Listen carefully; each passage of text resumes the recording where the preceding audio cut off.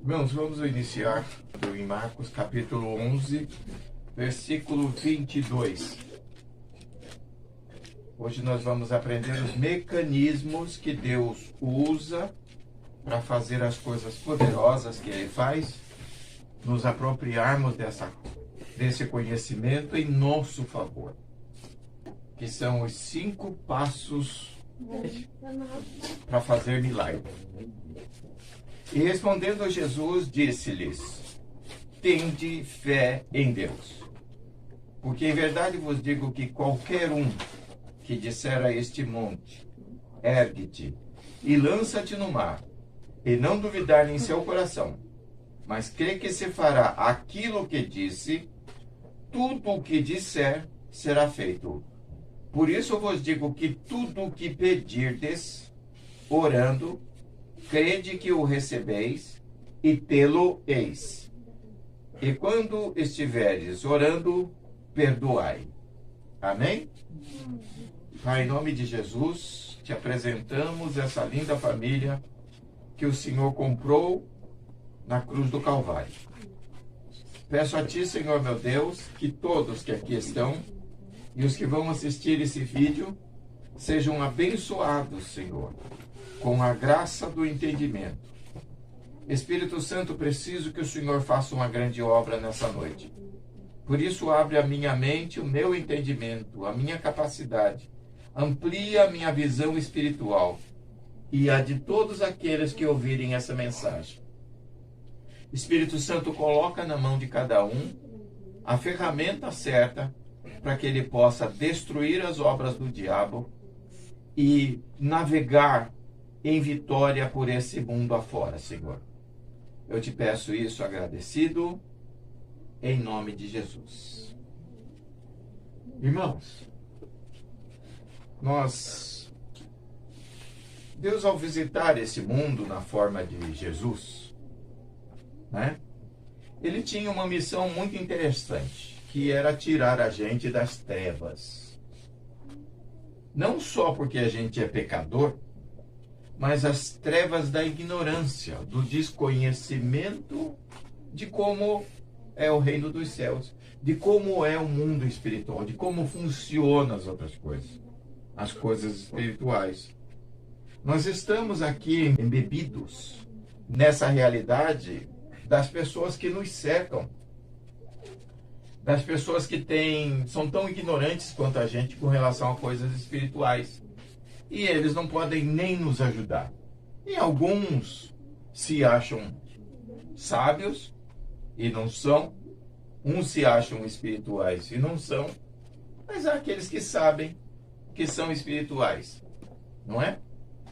Então, mas a possibilidade de a gente não encontrar, não topar com uma pessoa que saiba o que está dizendo, é bastante grande.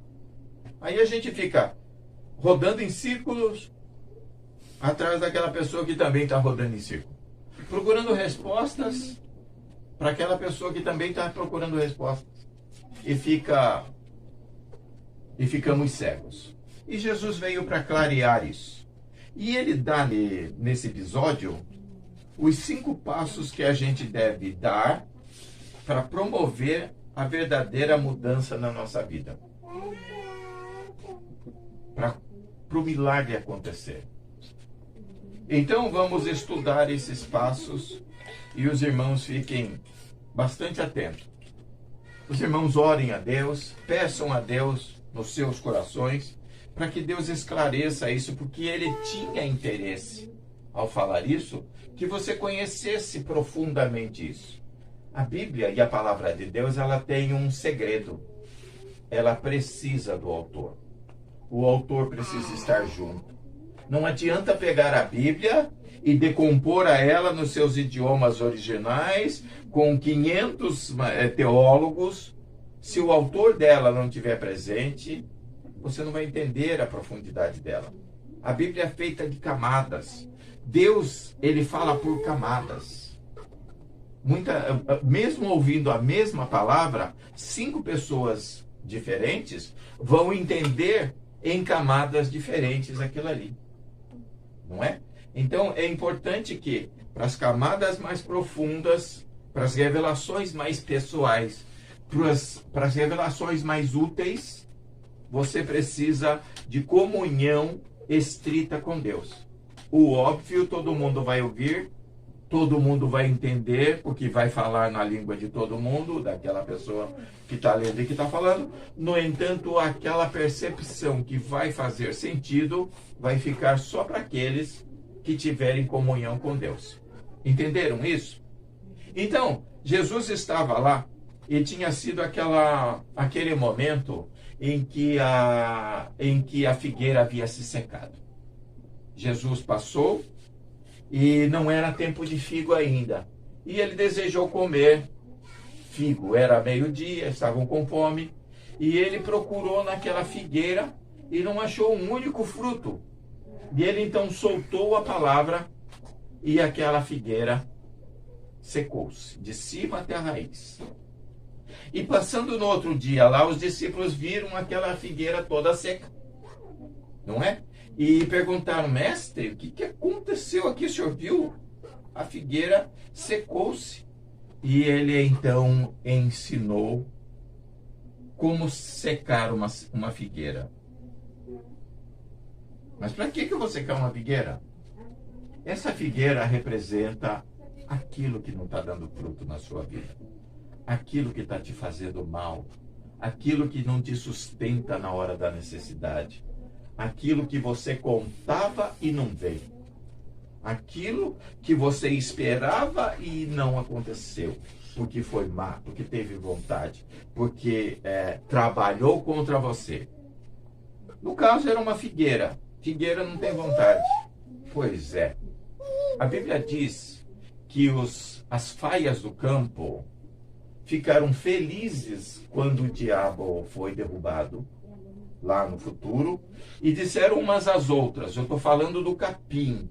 O capim falou um para o outro assim, que bom que nós estamos agora felizes, porque aquele que destruiu o mundo não está mais lá, e agora descansamos em paz. O capim fala. Ok? Então, essa figueira, segundo alguns teólogos, ela não desenvolveu a vontade de produzir fruto para o Filho de Deus. O oposto disso aconteceu com a vara de Arão. Ela desenvolveu da noite para o dia, a despeito de estar cortada, o desejo de não deixar a Deus ser mentiroso. E produziu um fruto, uma flor, um fruto, e esse fruto amadureceu durante a noite.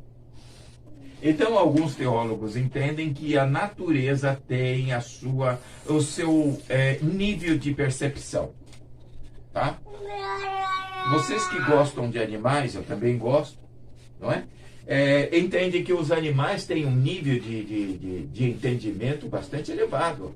Eles sentem tristeza, eles sentem alegria, eles adoecem por causa de tristeza, eles morrem, né? Um amigo nosso matou um coelho que era de uma família na frente da família. No outro dia amanheceu o outro morto, de tristeza. Da noite para o dia o coelho morreu. E ele sabia disso. Ele sabia. Essa é um conhecimento que o pessoal do interior sabe, tem. Então, irmãos, aquela figueira negou-se a dar o fruto para Jesus. E Jesus então soltou a pérola. Nunca mais ninguém coma fruto de ti. E aquela figueira começou a se secar na mesma hora. Pense nessa figueira como se fosse um câncer, uma doença, um problema financeiro, que ele está crescendo na sua vida, que ele está destruindo a sua vida. Você vai fazer o que Jesus fez. Jesus não veio para mostrar que Deus é poderoso, entenda isso. Jesus não veio aqui mostrar que tem um poder superior e que a gente deve ficar babando nele, achando ele o máximo. É idiotice isso. É como se fosse um adulto se engrandecendo diante de uma criança e dizendo, eu sou adulto, olha como eu sou adulto.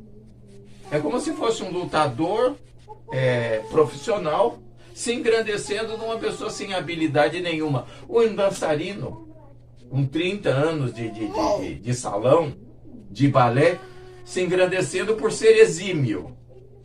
Deus é exímio, porque afinal de contas ele é Deus, mas ele viveu bilhões, trilhões, quintilhões de anos, então o cara é muito melhor que a gente em qualquer coisa, só pelo simples fato de ser muito mais velho. Agora imagina se ele for tudo o que ele diz ser. Então não há como se comparar. Jesus não veio aqui para mostrar o quanto o reino de Deus é bom e o nosso é porcaria. Pô, a gente está tentando. Essa porcaria que está aqui no nosso reino é porque a gente está tentando.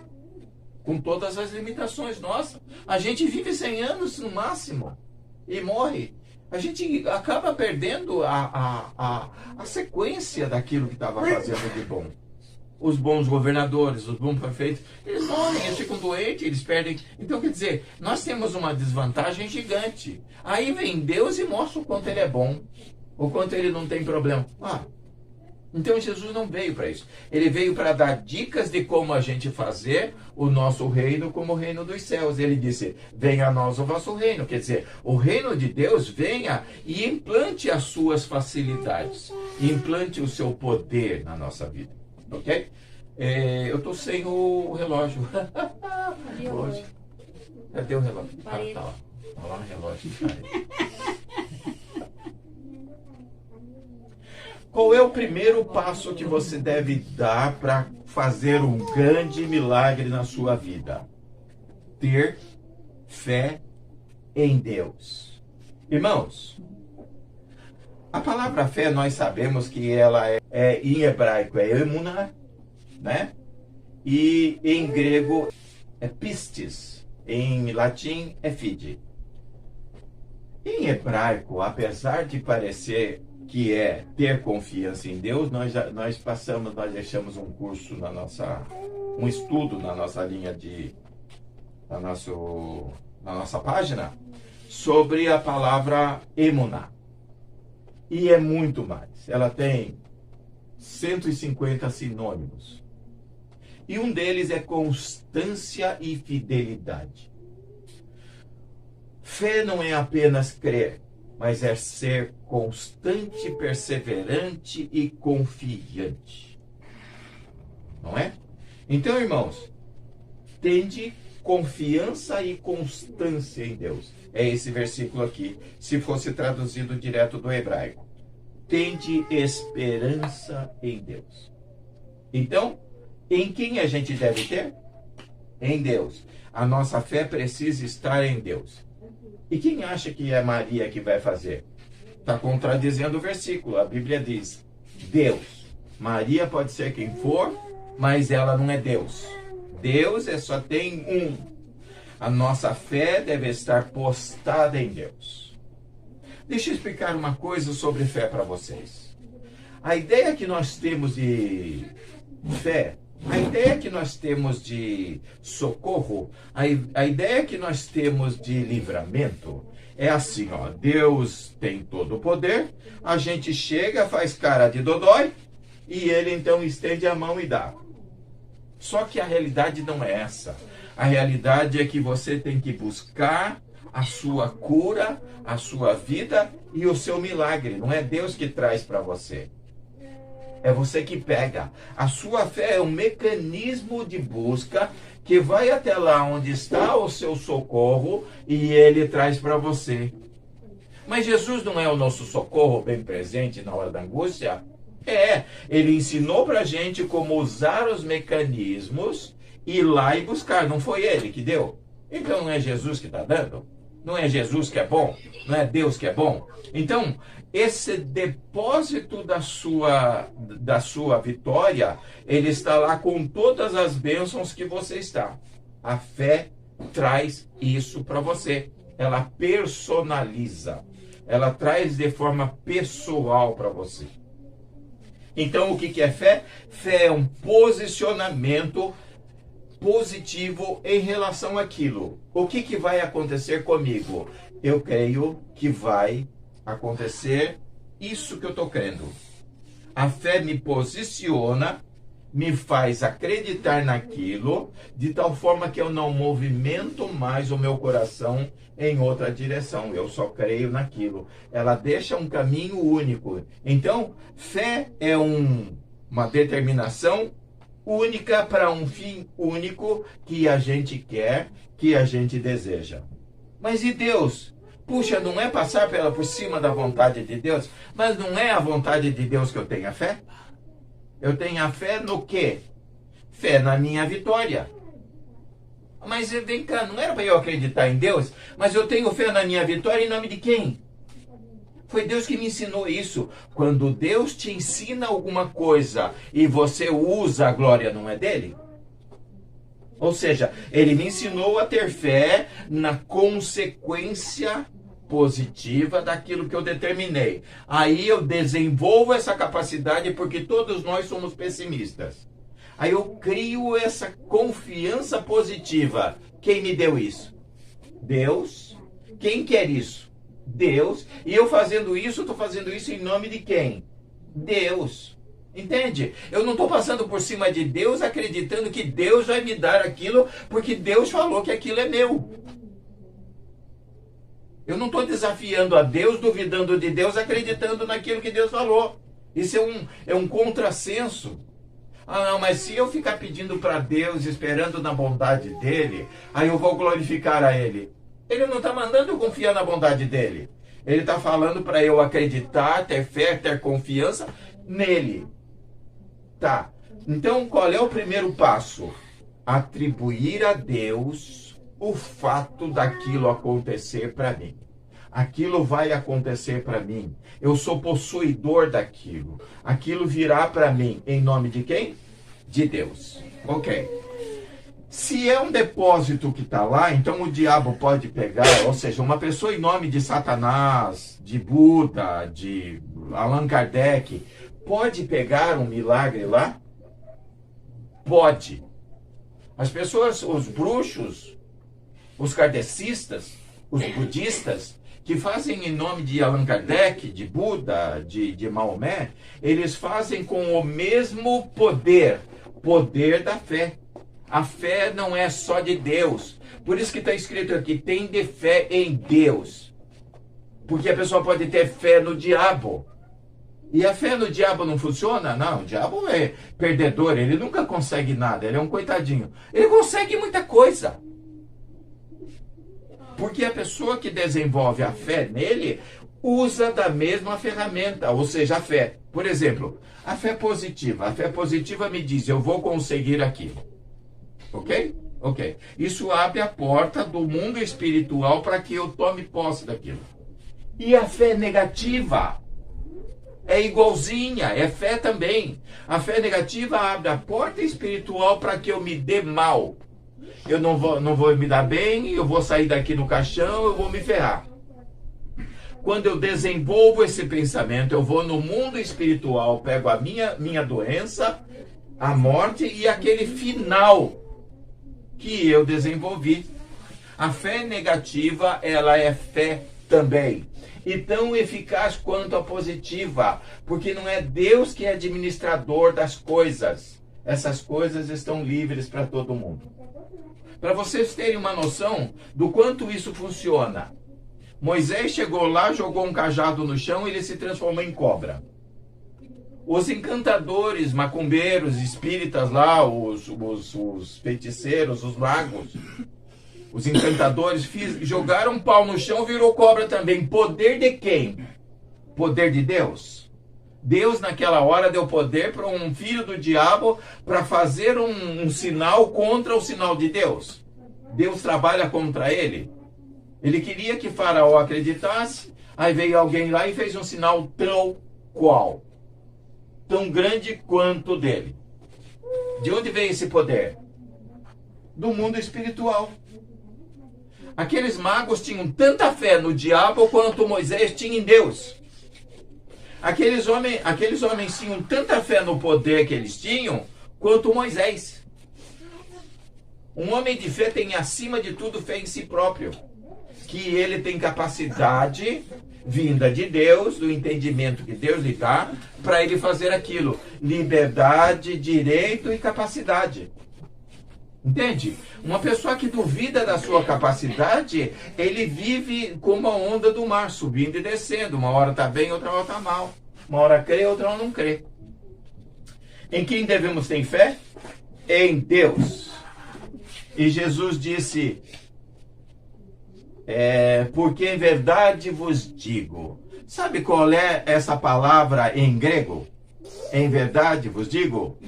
A mim.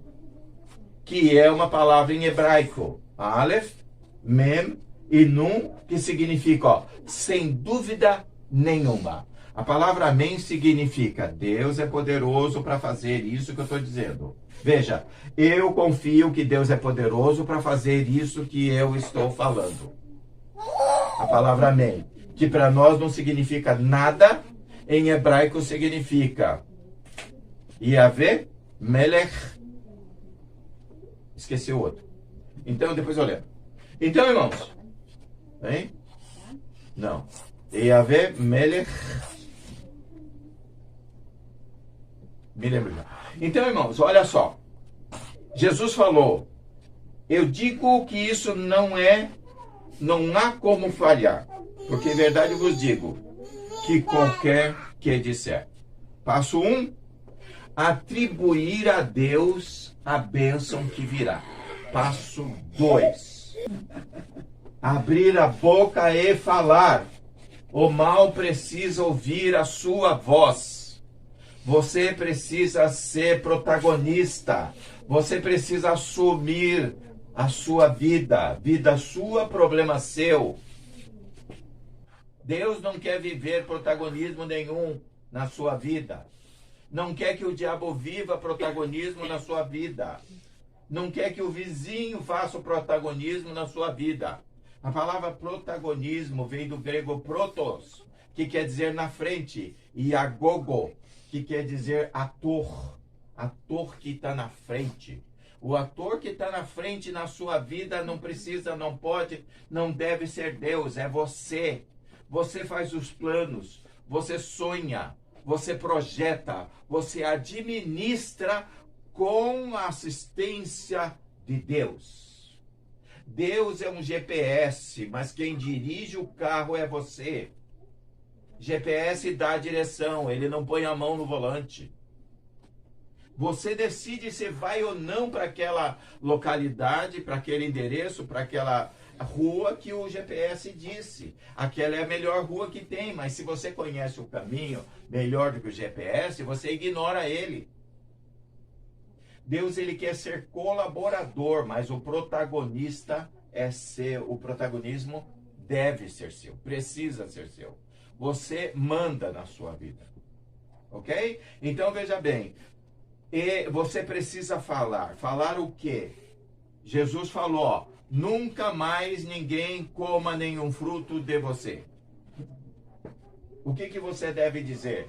Você descobriu que você é o protagonista, você está na frente, você que dá a cadência, você que dá a direção, você que dá a velocidade, é você que dá o tom. E Deus, o que Deus faz nessa história? Ele te ensina a dar o tom, a dar a cadência, ele te ensina quando refrear os passos, quando acelerar, quando parar. Ele te instrui no caminho. É Deus que faz essas coisas. E você dá os passos. Você seja fiel. A palavra fé em hebraico, emuna, significa ser fiel. Ser fiel ao que ouve. Ser fiel ao que foi ensinado. Ser fiel ao que entendeu. Ser fiel ao propósito e não voltar atrás. Eu vou fazer tal coisa na minha vida. Não volte atrás. Seja fiel. Outra coisa que é emuna no grego, no hebraico, é se manter constante. O vacilão não tem fé. Eu estou estudando e vou postar nos próximos dias que o justo, já postei, né? O justo viverá da fé. Isso, Abacuque 4:2. Essas três palavras, justo, fé e vida, só tem essas três palavras em hebraico. justo, fé e vida. Justo é constante. Fé é seguro e vida é estar vivo. Então, se você é constante ou crê em Deus, você é justificado por Deus e tem vida. O homem que é justificado por Deus, ele tem confiança em Deus e tem vida. Então, e a palavra emuná está aqui, ó. Então, ó, porque em verdade vos digo que qualquer que disser ao monte. Que monte? O monte da doença. O monte da necessidade. O monte do mal. O monte da morte. Esse moço aqui sofreu um infarto alguns dias atrás. Quando ele estava sentindo que ia morrer, ele falou assim, ó, tem gente orando por mim e eu não vou morrer. Não somos nós, o poder não está na gente. Ele buscou a prolongação da vida dele quando ele falou isso. Ele se projetou na vida. Então, aquele que está vivo, que crê, nunca morrerá. Enquanto você crê, nunca morrerá. Nunca.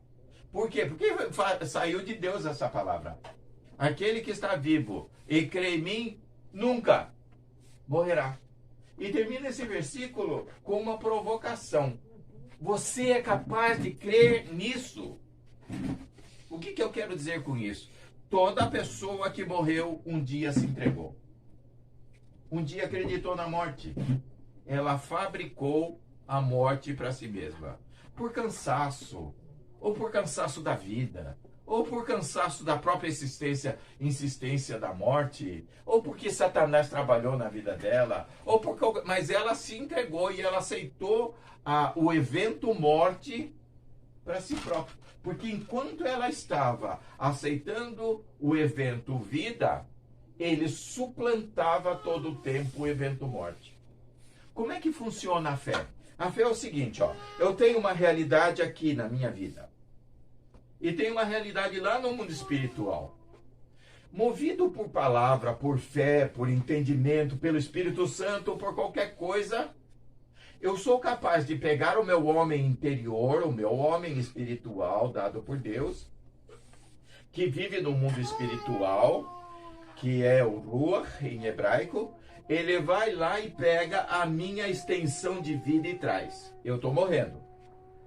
Aí a extensão de vida vem e suplanta a morte que era real para mim.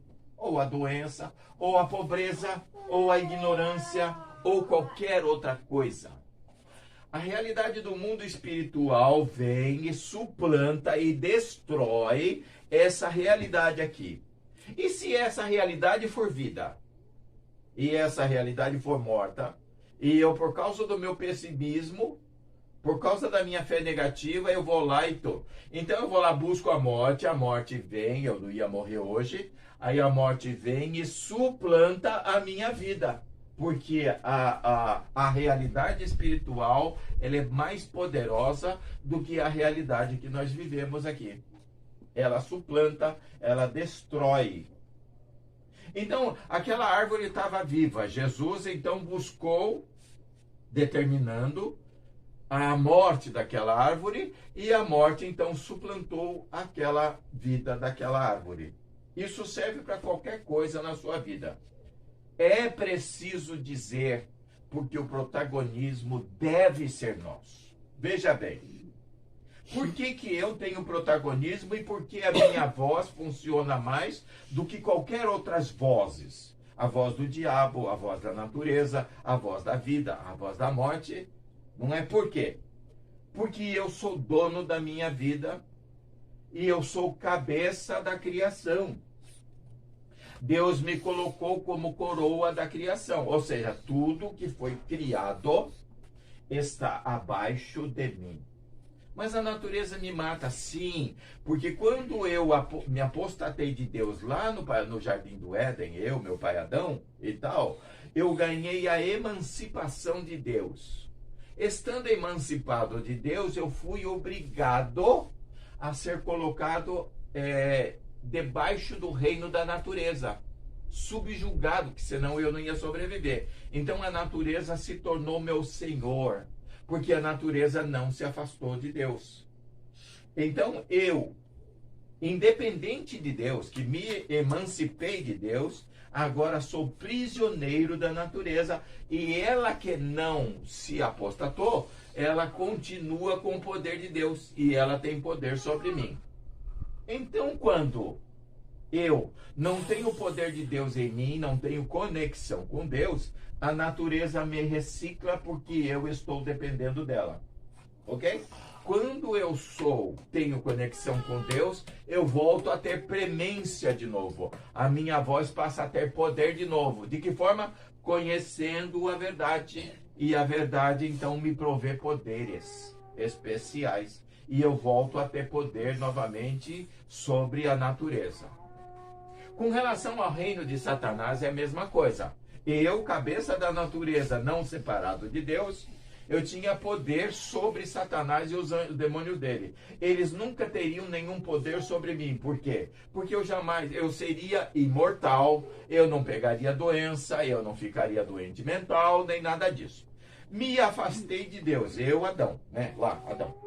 Então, eu recebi essa libertação, essa liberdade de não ter Deus na minha vida. Essa liberdade de não ter Deus na minha vida me subjugou ao diabo. O reino das trevas ficou maior do que eu. Eu fiquei menor que eles. Entende? Então eles têm premência sobre mim, a menos que eu, movido pela palavra de Deus, ocupe a minha posição novamente. Ok? Quando me torno protagonista porque a palavra me ensinou, eu volto a ter comunhão com Deus, fazendo o que agrada a Ele, o que Ele mandou, e então os outros poderes ficam menores do que o nosso, do que o meu. Então eu me torno cabeça novamente da criação.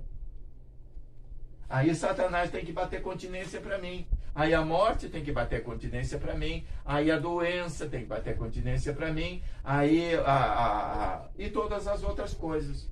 Porque eu volto ao estado de homem lá sem pecado. Ok?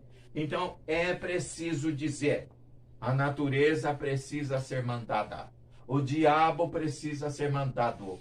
Os demônios precisam ser mandados. A Bíblia diz: sujeitai-vos a Deus. Quando você lê a palavra de Deus e diz, vou cumprir, você está se sujeitando a Deus, cumprindo a primeira parte do versículo. E resistir ao diabo. Resistir, o que é, irmão? Vamos entender o que é resistir. O que a Secretaria de Segurança Pública diz quando tem um ladrão apontando uma arma para você? Não resista. Não é isso que a Secretaria de Segurança Pública diz? Não resista, entregue tudo que ele pedir e tal e coisa. Ok? Ok. Então resistir é não fazer nada que ameace ou que pareça ameaça e que você não vai enfrentar aquela pessoa. Não é isso que é não resistir? Então o que é resistir? Resistir é dizer não. Não vou dar, não vai pegar, não vai levar e eu ainda vou te dar na cara e eu vou te dar um pé na bunda. Isso é resistir. Então, quando Deus diz que sujeitar-vos a Deus e resistir ao diabo. Resistir ao diabo é fazer o que a Secretaria de Segurança, o contrário do que ela diz. Com relação ao diabo, eu não estou mandando ninguém resistir a bandido. Eu estou falando a resistir ao diabo, dizer: aqui você não passa, aqui você não fica, aqui você não manda, aqui você não faz, aqui você não acontece. Para quem? Para o diabo. O diabo e seus anjos. É isso que Deus está falando. Quando você faz isso, você está se sujeitando a Deus. Quando você não faz isso, você não está se sujeitando a Deus. Porque é uma ordem de Deus. Sujeitai-vos ao que eu estou dizendo e resistir ao que o diabo está dizendo.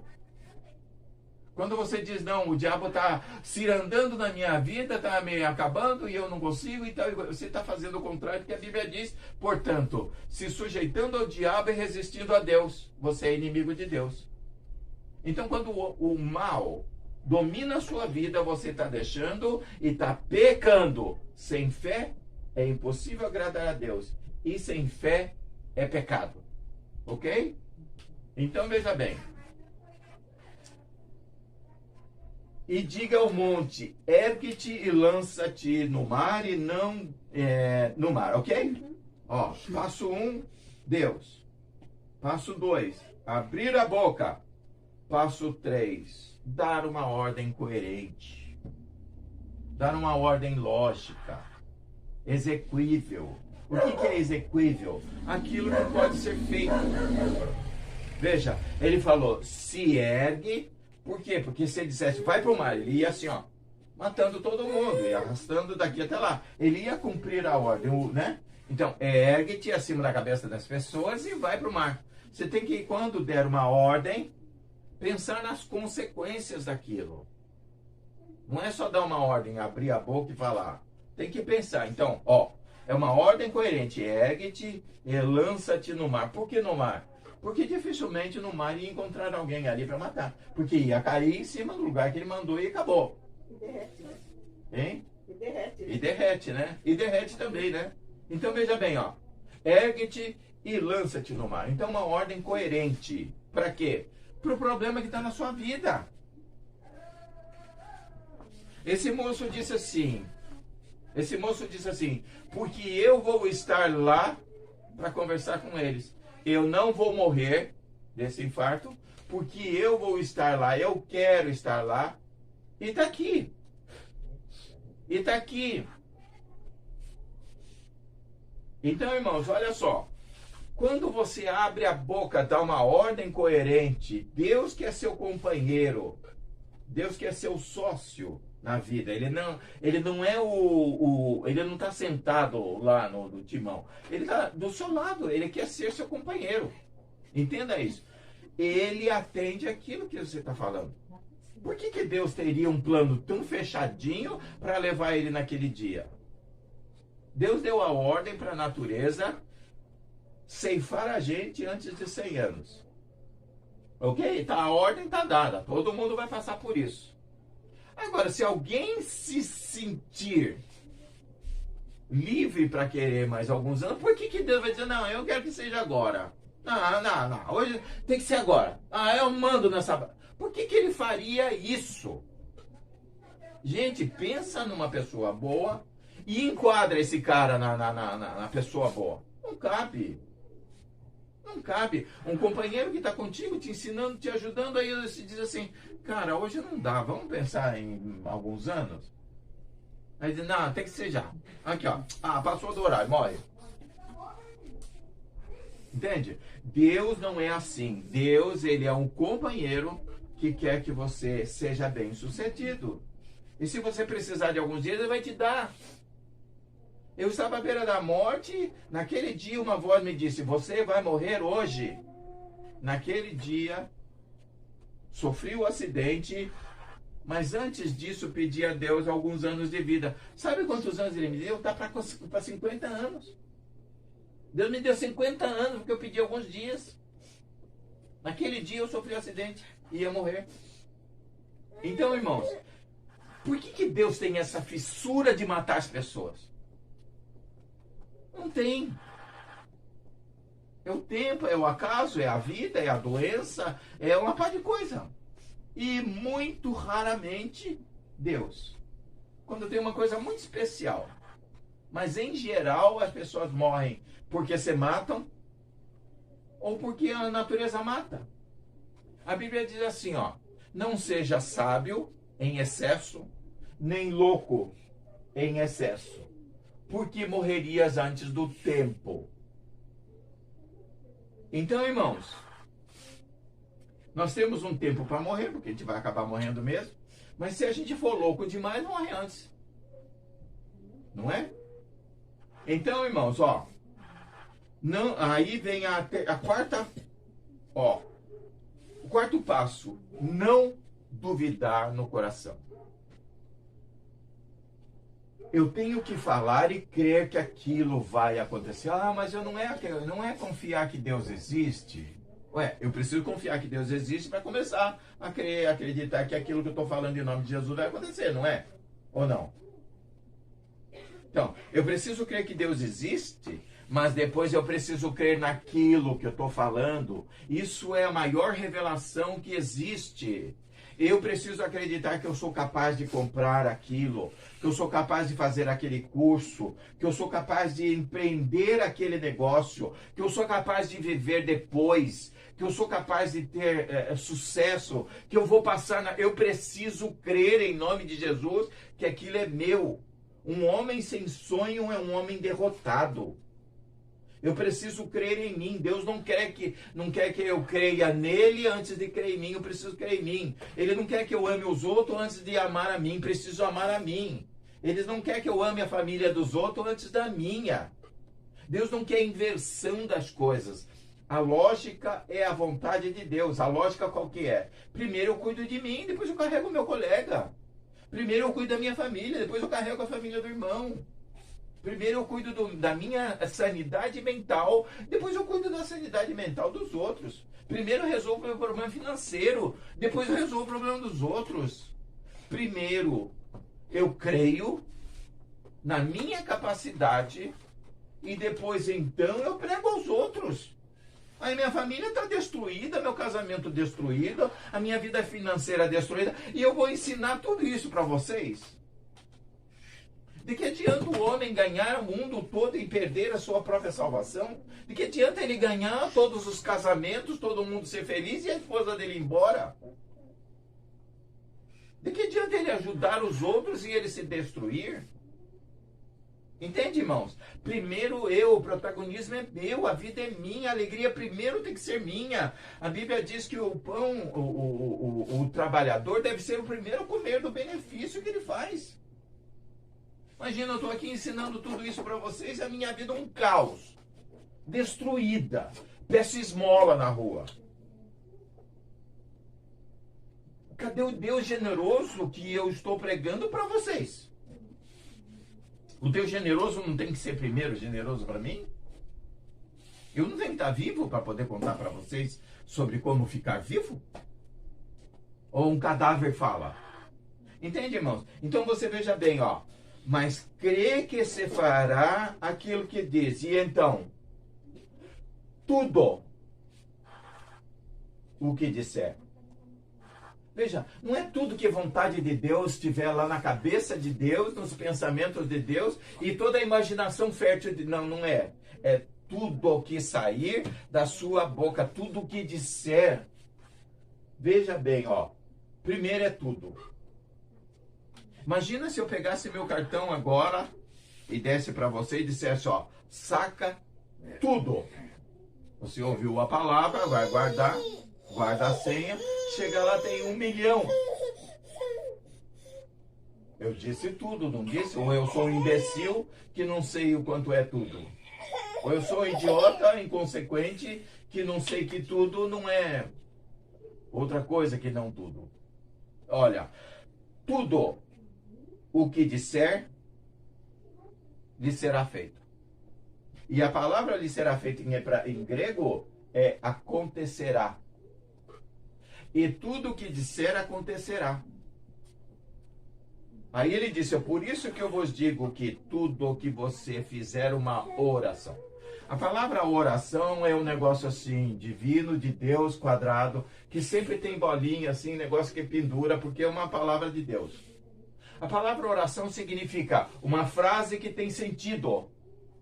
Faça uma oração começando com água. A água pura é boa para beber. Isso é uma oração. Uma frase que tem sentido é chamado de oração.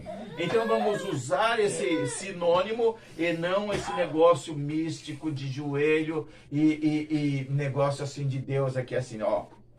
Tudo que você disser em uma frase que tenha sentido e lógica, crede que recebereis.